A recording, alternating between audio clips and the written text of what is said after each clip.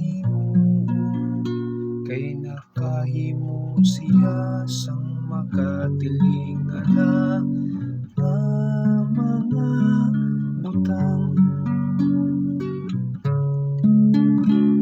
Magkanta sang bago nga ambahanon sa Ginoo, kay nakahimo siya sang makatilingala nga mga butang.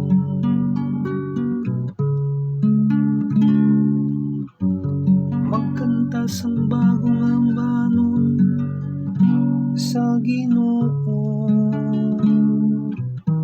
kay nakahimo siya sang makatilingala nga mga butang. Pagisaya kaugalingon nga gahom, kag balaan nga kusog nagdaog siya.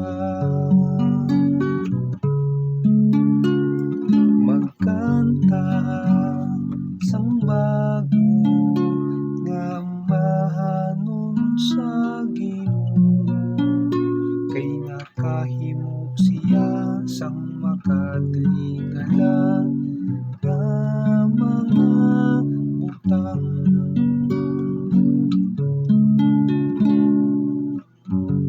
Ginpahibalo sang Ginoo ang iya padao, ginpakilala niya sa mga pungsod-pungsod ang iya pagluwas. Gintuman niya ang iya saad sa mga tawo sang Israel,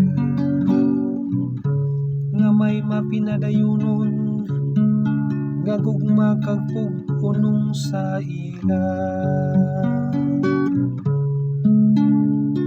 Magkanta sang bago nga ambahanon sa Ginoo, kay nakahimo siya sang makatilingala nga mga butang.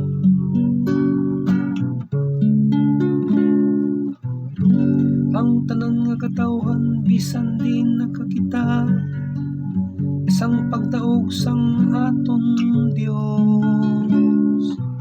Magkanta kamo sa Ginoo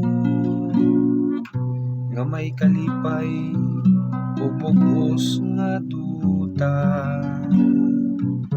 Dayawa siya sa mga ambahanon kag mga paghinubiyaw.